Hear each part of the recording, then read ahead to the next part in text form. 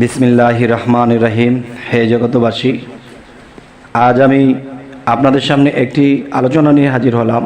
সেই আলোচনাটি হলো যে মানুষ এই পৃথিবীতে অনেক রকমের কষ্টে আছে, অনেক মানুষে অনেক ধরনের যন্ত্রণাতে আছে, আর সেই যন্ত্রণাগুলো কিভাবে গুছানো যায় সে বিষয়ে আলোচনা করব ইনশাআল্লাহ। সেই বিষয়টি হলো, দেখেন, একজন মানুষ দেখা গেছে 12-13 বছর হয়ে গেছে, বিবাহ শাদী করেছে, কিন্তু সহজে তার সন্তানাদি হচ্ছে না। আর যদিও সন্তানাদি পেটে ধারণ করেছে, গর্ভবতী হয়েছে, তারপরেও দেখা যায় কি যে সেই সন্তানটি গর্ভেই মারা যায়, ঠিক না? এবং দেখা যায় কি যে সেই সন্তানটি কোনো রকমে পৃথিবীতে ভূমিষ্ঠ হয়ে আসলো। ভূমিষ্ঠ হয়ে আসার পরেও দেখা যায় সেই সন্তানটি বাঁচে না। এই যে বিষয়গুলা আসলে কি, এখানে ঘটনাটা কি? আল্লাহ এত সুন্দর করে মানুষ সৃষ্টি করলো, গর্ভেও মৃত্যুবরণ করে এবং কি ভূমিষ্ঠ হওয়ার পরেও মৃত্যুবরণ করে, এর কারণ কি? আচ্ছা, এখানে যে একটি বিষয় হলো, দেখেন যে আমি কয়েকটি বিষয় তুলে ধরব। এই বিষয়গুলো যদি কেউ মেনটেন করে চলতে পারে, মানতে পারে, ইনশাল্লাহ যে পরবর্তীতে তার সন্তান ঠিকঠাক মতোই হবে, আল্লাহ হায়াত দারাজ করে দেবে, বেঁচে যাবে। সেই বিষয়টি হলো যে দেখুন, যদি কোনো নারী সে চুলগুলো ছেড়ে ছেড়ে হাঁটে, তখন দেখা যায় কি যে এই চুলের দিকে আকর্ষণ করে জিন শয়তান। এই জিন শয়তান চুলের দিকে যখন আকর্ষণ করে, তখন দূর থেকে দৃষ্টি করে, দৃষ্টির মাধ্যমে তারা জেনা করতেছে এক। দ্বিতীয়ত যে কিছু খারাপ আত্মাও এখানে দৃষ্টি আকর্ষণ করে, এবং কি কখনো কখনো ভর করে ফেলে, আবল তাবল বলে, আবার ছুটে যায়, কিন্তু মানুষটা বুঝতে পারে না এবং তার ফ্যামিলির লোকেও বুঝতে পারে না। শেষে জিন শয়তান তার দিকে দৃষ্টি আকর্ষণ করতে করতে করতে করতে একটা সময় কি হয় যে ওই নারী লোকটি বা মেয়ে মানুষটি তার সাথে জিনের কিছু মিলন হয়ে যায়। তখন এই মিলনটা হতে পারে তার স্বামী রূপে, হতে পারে অন্য কোনো রূপে বা স্বপ্নযোগে। তখন কি হয়, সেই সন্তানটি যখন দেখা যায়, সেই নারীর ঘরে যে সন্তানটি, সেই সন্তানটি পেটেই মারা যায়। আবার কখনো কখনো দেখা যায় ভূমিষ্ঠ হওয়ার পরে মারা যায়। আর ভূমিষ্ঠ হওয়ার পরে যখন অসুস্থ দেখতেছে, তখন এই সন্তানটিকে নিয়ে যায় মেডিকেল নেওয়ার পরেও ডাক্তাররা কোনো রোগ পায় না বা এটা সেটা চিকিৎসা করে, কিন্তু সে বাচ্চাটি টিকাতে পারে না। আরেকটা জিনিস হলো, এই বাচ্চাটিকে যদি নীলবর্ণ দেখা যায়, তখন বুঝতে হবে যে এই নীলবর্ণ বাচ্চাটি বাঁচবে না, কেননা এই বাচ্চাটি মানুষ আকারে আসলেও এটি মানুষের বাচ্চা নয়। আচ্ছা, সেটি কিসের বাচ্চা? নীলবর্ণ কেন? যদি মানুষের যে স্বাভাবিক কালার যদি থাকে, তাহলে তাকে চিকিৎসা করলে বাঁচার সম্ভাবনাই 90% বেশি। আর যখন নীলবর্ণ হবে 100 ভাগ, সেই বাচ্চাগুলো বাঁচে না, কারণ সেই বাচ্চাগুলো অন্য আত্মা থেকে বা অন্য জিন জাতি থেকে এই বাচ্চাটি এসেছে, যার ফলে তাদের বাচ্চাটি তারাই নিয়ে যাবে, কিন্তু এটি মানবের এখানে বাঁচবে না। যাই হোক, কি কি কারণে হতে পারে?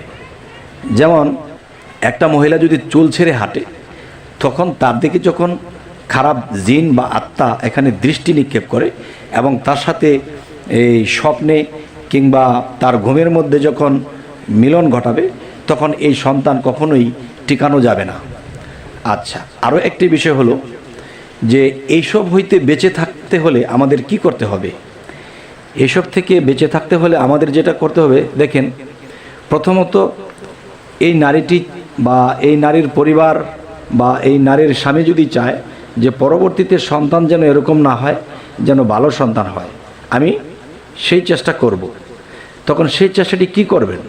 সেই চেষ্টাটি হলো, দেখেন, যে প্রথমত মেয়েটার সর্বসময় পর্দায় থাকতে হবে, পবিত্র থাকতে হবে, এবং সকাল ও সন্ধ্যায় এই জিনিসগুলো পাঠ করতে হবে।